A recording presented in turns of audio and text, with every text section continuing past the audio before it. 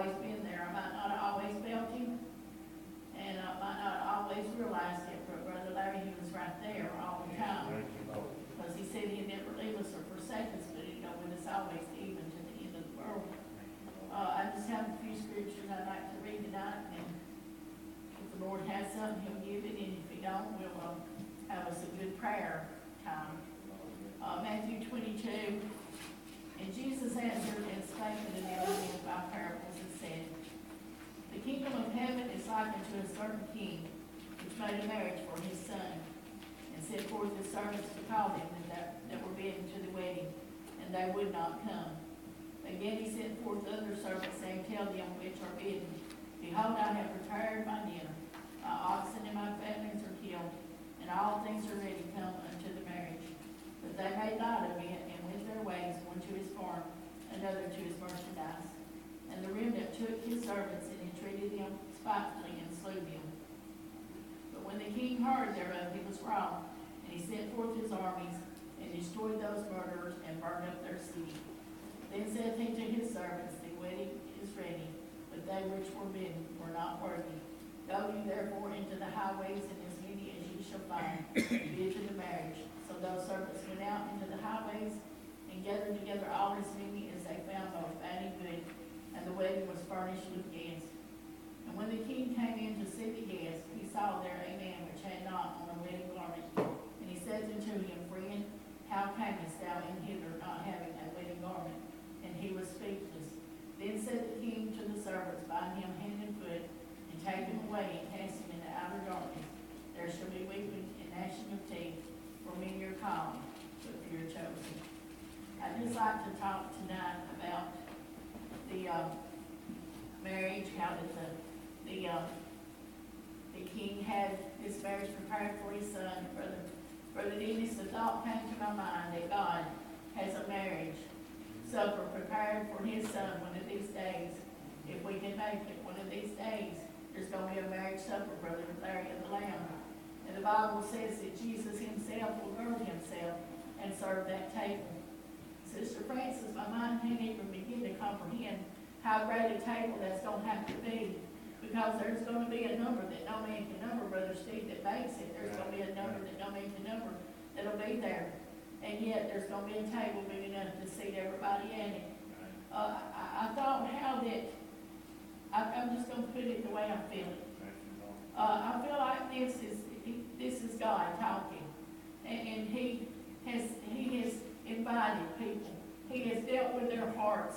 He has called them, Brother Dennis, to come to the altar and pray. He has let the sweet Holy Ghost deal with their hearts and calls, he tell them come and pray. And there's been many that have prayed. There's been a lot of people that have prayed.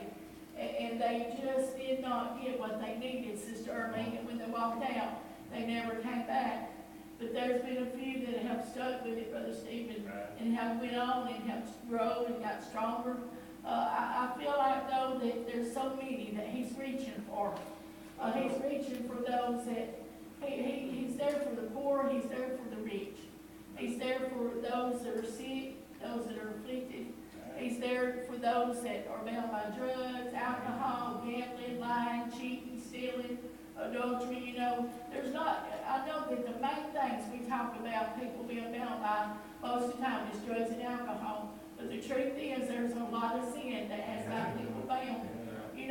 Brother Steve, if I go out and I go out to people and I talk about people, I'm bound by a spirit of gossip. I'm bound by a spirit of going around running my mouth, Brother Larry. There's other things that we can be bound by than just drugs and alcohol or gambling. It might just seem like little things. A lot of people will say, well, God don't look at it often, but he does every sin. To God is the same. To me, it might be a big sin or a little sin, Brother Steve. To me, lying and killing somebody, to me, is a great difference there. But not in the eyes of God. Sin is sin, and we're going to answer for it. I thought, how did that one came to the wedding, Sister Francis, and he didn't have the wedding garment on? And I got to thinking about all those. The Bible says, one of these days there's going to be people that will stand before him and say, Lord, did we not prophesy in your name? Did we not do this in your name? Did we not do that in your name? And Brother Larry, he's going to look at them and say, I never knew you. Depart from me. I never knew you. That's going to be somebody that thought they had the wedding garment on. That's going to be somebody that thought that they had done something for the Lord. And it turned out, Sister Francis, they didn't do nothing for him. He didn't even recognize them. He didn't know who they were. I think about the one where he said, be you're called, but few are chosen. I think about that a lot, Brother Stephen, and I don't know, this is the way I feel about some things. There's a lot of people that are called to that altar of prayer. There's a lot of people that God gives in their heart. And there's a lot of people that pray, that, like I said, they walk out and that's the end of it. And then there's those that, like us, I don't think anybody in this congregation tonight has not been raised in this good holy way, has not been taught the ways of God's word. And I thought, was I chosen to know that? Brother Steve, was I chosen to know his word above other people? Because I feel like he chooses some of us to know this way, and then there's other people that don't know it, Sister Francis. It's not that they can't know it. Just because I was raised in this way, there's other people that do know this way. If somebody will preach it to them, if somebody will teach it to them. But the truth that matter right there is there's just not many men of God that stands behind this sacred desk that will tell you the truth, Sister Francis. That will tell you, hey, if you do this, you're going to hell. You're going to die lost. You're going to burn in eternity in the devil's hell. There's not many of them that get up there and preach against sin, and I ain't sin, Sister Arlene. I've got a brother that he thinks, you can preach on sin, just don't name sin. But Brother Steve, if somebody don't know that something's wrong, if you don't tell them that it's wrong, they might not ever know. Sister Francis, maybe if you don't point out the word right here where it says all liars will have their part in the lake of fire, if you don't point that out to them, and they are a person that goes around telling lies, and you don't point out to them, hey, you can't make it to heaven and lie, then Brother Dennis, they may never quit their lying. If you don't point out in here, a man's supposed to be a man, a woman's supposed to be a woman, supposed to dress like it, supposed to act like it, supposed to be holy. If you don't teach it to them, they're not going to know it, Sister Arlene, if they ain't been taught it, if they ain't been raised it. And then there's going to be some blood on some hands. And I truly do not want to stand before God one of these days and have somebody's blood on my hands, Brother Steve, and them say, hey, why didn't you just tell me the truth of the matter? Why didn't you just tell me what was wrong and what was right? Why didn't you try to point it out to me in the word or show it to me? Because, I don't want nobody's blood on my hands. But I want to be at that marriage supper, Sister Arlene. I don't want to be one of them that finds better things to do. There's a lot of people that call themselves Christians. And that's what they are, so-called Christians. They say they're Christians. And Brother Dennis, the only time they guarded the door of the church house will be on a Sunday morning. Most of the time, your Christians are in church on Sunday morning. A lot of them don't bother to go Sunday night. Most of them don't bother to go to the midweek services. Most of them, you got out of church and revival. If you go visit a church and revival, the majority of the time the people that is there is people that's visiting. It's not the people that goes to that church, because people has just got in their mind, Joey, that one day a week is good enough. You got and it right, it's not going to be good. It's not going to be good enough. You need to be there every time, Sister Francis, that you can. Whenever those doors are open, we need to be in the house of God. The time's drawing near. Right now, we know it's happening in other countries, but it seems like we just kind of let it roll off our back, like that we're not really concerned about what they're facing. But it's coming here, Brother Steve. It's going to be soon. They're going to put a lock on that door, Brother Larry. They're going to say, you can't gather together. You can't do that. If you don't go to this one church, if you don't just be this one, they're going to have a one world church, what they're going to have. And if you don't believe what they believe, you're not going to be allowed to gather nowhere to worship. And if they find out that you are, then they are going to persecute you and possibly put you to death before this thing's over. But whatever it takes, like Brother Dennis said, my prayer every day is, Lord, if you consider me worthy to lay my life down for you, I know you'll give me the grace to stand. And I believe that, Brother Steve. I believe you'll give us the grace to stand in our dying hour if we'll trust in him. If we'll not ever, ever, ever take our eyes off Jesus. I thought about Owen and them singing that song about him walking on the water, you know, how that he walked on that water, and how that Peter said, if it's you, Lord, then bid me come to you. And Jesus said, come to me. And Peter started walking on the water. But at some point, Peter got afraid or something hindered, and somehow or another, Sister Francis, he began to sink, and he began to get afraid. He began to, just for a little while, he forgot just who Jesus really was. Just for a little bit, Brother Steve, just for a little bit. He forgot that the one that told him to come had the ability to keep him right there on that water the whole time, Brother Larry. If we ever take our eyes off of Jesus, if we ever lose our vision of him, Elsie likes that song, and he's got some really wonderful words on it. Don't lose your vision of Jesus, just keep your eyes ever on him. If we'll keep our eyes on the Lord, then we'll not be defeated. The enemy can't come and catch us and blindside us, Brother Larry, if we've got our eyes on Jesus. But if we ever take our eyes off of God, if we ever take our eyes off of Jesus, and we get them on something else, the devil can surely begin to play house with you. He can get your attention on different things that they ought not to be. Like I said the other night, I believe it was the other night, I was talking about Christians being bound. There are Christians that I've got things that I am bound by, that I've got to get loose to set free from, Brother Larry. I'm not one that, I know what I know. In other words, what I'm saying, I know what I know. I don't actually always do what I know, but I know what I know, Brother Steve, and I know that there's things that I need to get fixed for me to have a closer walk with the Lord, for me to have that walk that I desire to have with him. We're going to have to really do some praying and seeking his face in the hour we're living in.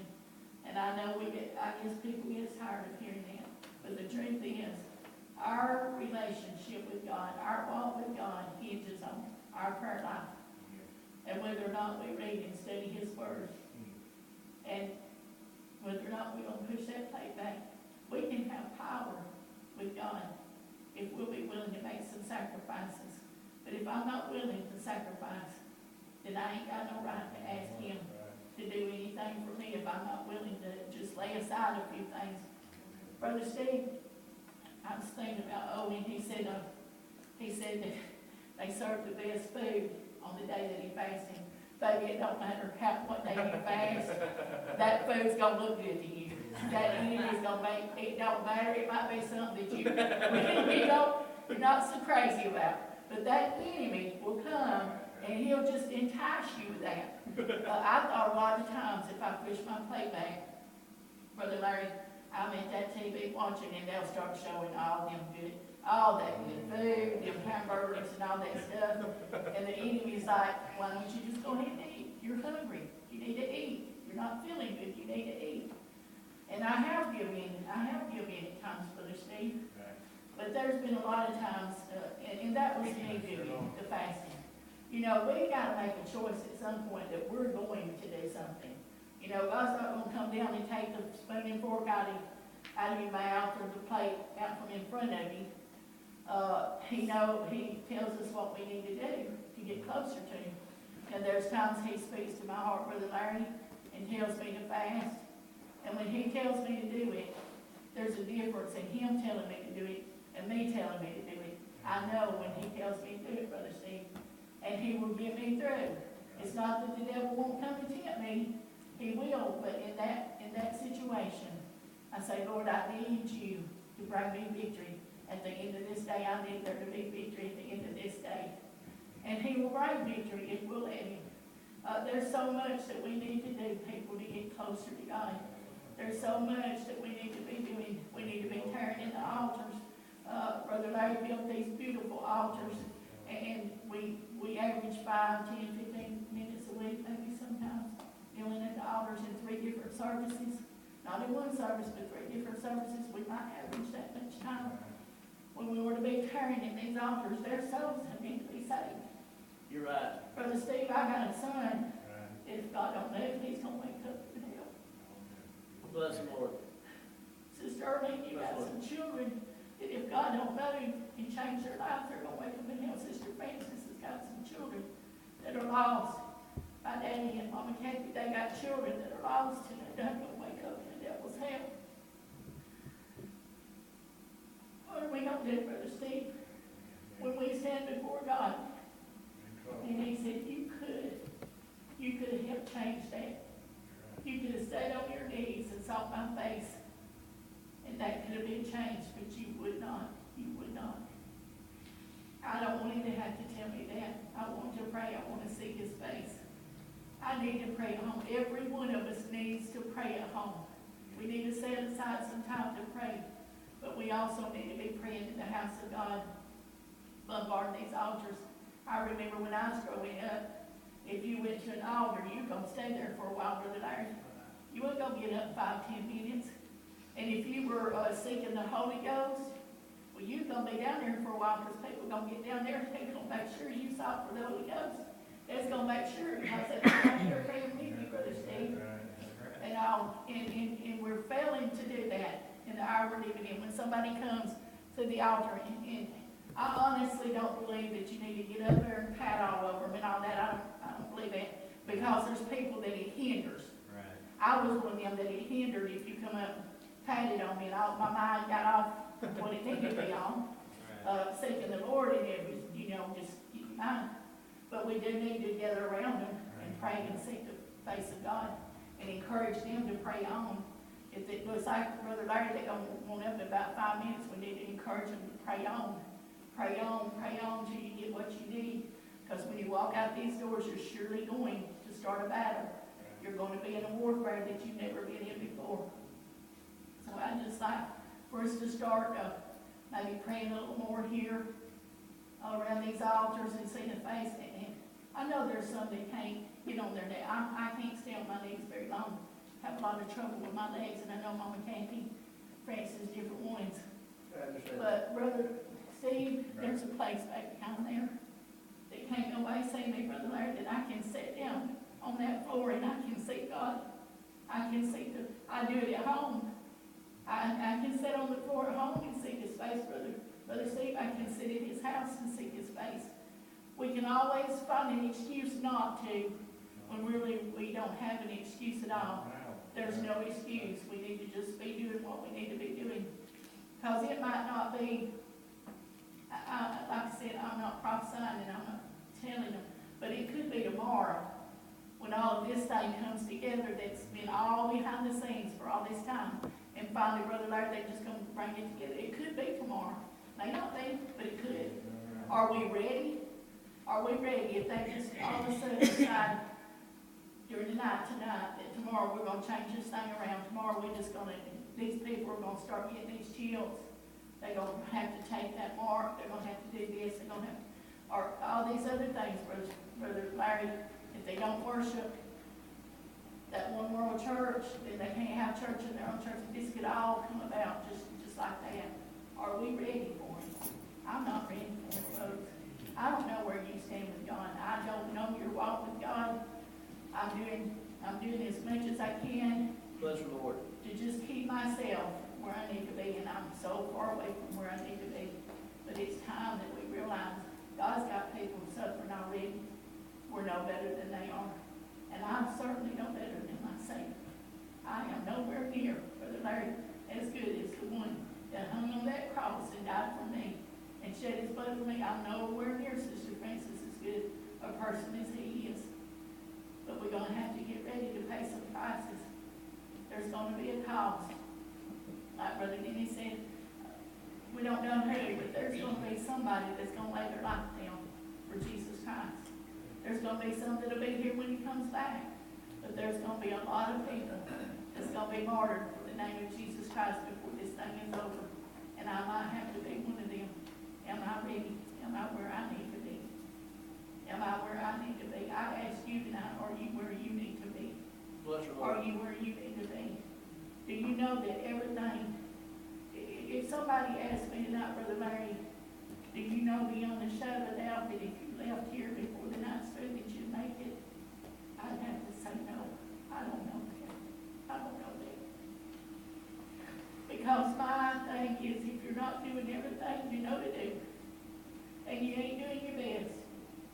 ain't giving him your all, then I don't wanna stand before him until I'm doing every bit of that. Because there could be something that would cause me to have to hear him say, depart from me, because I'm never forgiven you. I don't wanna hear those words. I would that we just take time, it's not late. But some of us might need God before this night's through. Yep. And this is the way I feel about it, folks. I don't know how you feel about it. But if I can't take the time to call on God in the good times, I don't see any use in bothering him in the bad times. Because what right have we to ask him in the bad times if we can't thank him when everything's good? When we got plenty of food to eat, plenty of clothes to wear, a good place to worship, and we got good roofs over our head, homes and stuff. If we can't thank him in the good times and praise him then, I just don't know if he's gonna hear us in the bad times when we call on him. So I would that we just take time tonight. Let's try to do more than 5 minutes in the altar. Would you try to do a little bit more than 5 minutes? Maybe do a little bit more than 10 minutes in the altar tonight. You know, if we spend time in this altar tonight, come Sunday morning, they ain't gonna tell him what God might do in this little place right here. He might just shake the rafters, Brother Larry. As soon as you put this place together, he might shake the rafters and he might really move. So I'm just asking that we all gather together, begin to pray and try to touch heaven for souls that are lost.